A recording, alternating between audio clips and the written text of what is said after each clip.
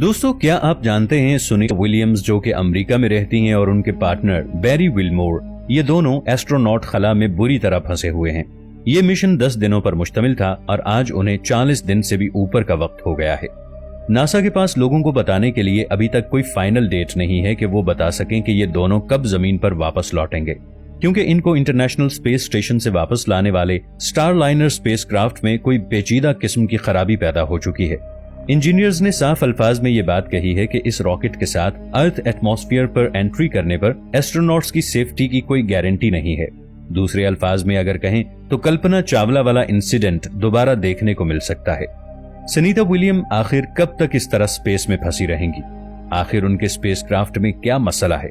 कैसे Elon Musk इन दोनों astronauts की जान को बचाने के लिए एक बहुत बड़ा किरदार अदा कर सकते हैं? दोस्तों, वीडियो में आगे बढ़ने से पहले पाकिस्तान के सबसे बड़े साइंटिफिक चैनल इफ टीवी को सब्सक्राइब कर लें और साथ मौजूद बेल आइकन को प्रेस कर लें ताकि हमारी आने वाली वीडियोस आप तक बर वक्त पहुंचती रहें। 1 फरवरी 2003 को लोगों ने खला में आग का एक बहुत बड़ा गोला फटता हुआ देखा था, जो इंटरनेशनल न्यूज चैनल्स पर कवर किया गया। लेकिन दोस्तों, ये कोई आफाकी वाकया नहीं था। ये आग कोलंबिया स्पेस शटल की थी, जिसे अमेरिका की बहुत मशहूर कंपनी बोइंग ने बनाया था, जो 7 एस्ट्रोनॉट्स के साथ इंटरनेशनल स्पेस स्टेशन से 15 दिन के मिशन के बाद वापस जमीन की तरफ लौट रहे थे।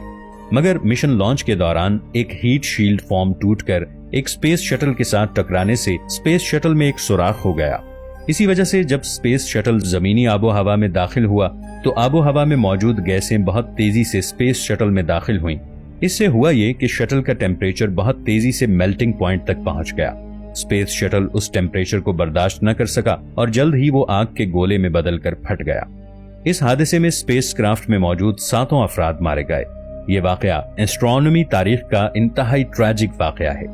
कहा जाता है कि इसके बाद नासा और दूसरी स्पेस एजेंसीज ने एस्ट्रोनॉट्स की सेफ्टी के लिए अपने रॉकेट और भी बेहतरीन बनाना शुरू किए ताकि इस तरह का वाकया दोबारा पेश न आ सके। कुछ महीने से इंटरनेशनल स्पेस स्टेशन पर जो खबरें चल रही हैं, उन्हें देखकर ऐसा लगता तो नहीं, क्योंकि स्पेसक्राफ्ट की खराबी का वाकया जो कल्पना चावला के वक्त हुआ था, हो सकता है वो दोबारा भी दोहराया जाए। और हैरत की बात यह है कि इस बार भी बोइंग कंपनी का रॉकेट ही इसमें इन्वॉल्व है। ये सुनीता विलियम है। ये अमेरिका में पैदा हुई। इनके पास 50 घंटे 40 मिनट की सबसे लंबी स्पेस वॉक का वर्ल्ड रिकॉर्ड है, जो आज तक किसी और औरत के नाम नहीं हो सका। सुनीता वो सबसे पहली खातून थी जो ऑर्बिटल स्पेसक्राफ्ट की टेस्ट पायलट रही हैं। 1998 में नासा को ज्वाइन किया। 2012 से अब तक इंटरनेशनल स्पेस स्टेशन पर कई मिशन किए हैं।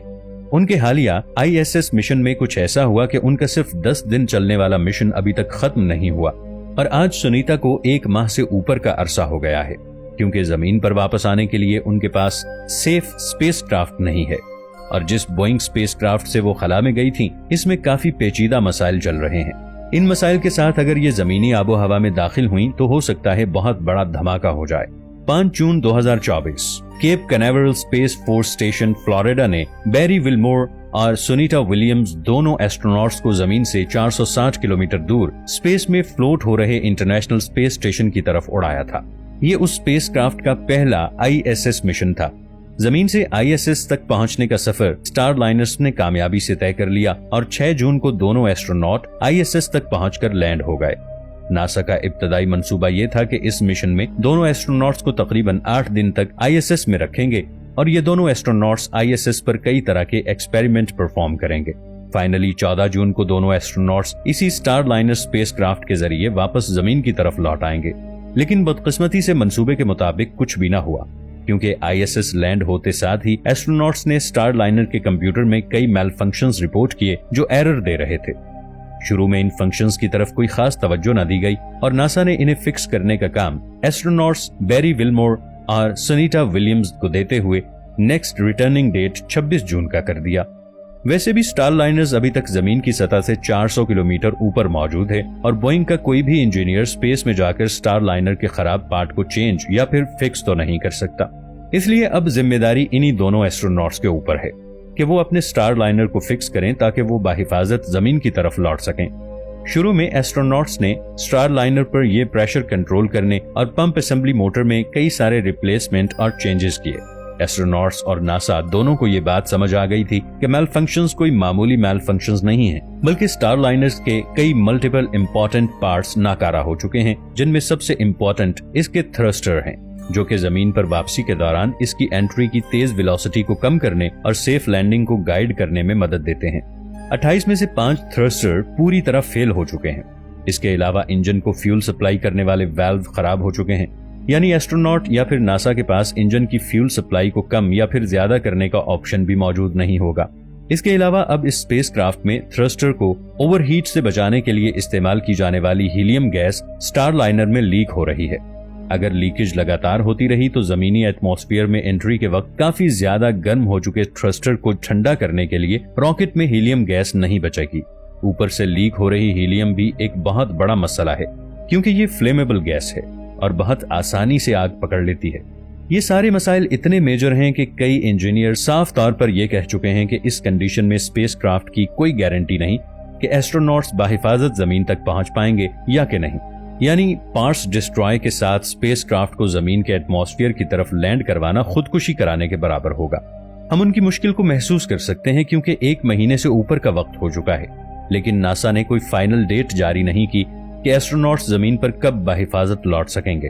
हाल ही में सुनीता विलियम्स और बैरी विल्मोर के जरिए ISS से लाइव टेलीकास्ट के दौरान जब कुछ व्यूअर्स ने उनके करंट स्टेटस के बारे में पूछा, तब उन्होंने बताया कि हीलियम गैस लीक होने की वजह से लैंडिंग के दौरान भी प्रोपोर्शन सिस्टम ने ठीक से काम नहीं किया, मगर इसके बावजूद स्टारलाइनर सक्सेसफुली लैंड हो गया। यहाँ सनीटा विलियम ने यह भी हाईलाइट किया कि उन्होंने ट्रेनिंग के दौरान सिमुलेशन में कई मुश्किल इमरजेंसी को हैंडल किया है और वो अभी भी हर तरह की इमरजेंसी के लिए तैयार हैं।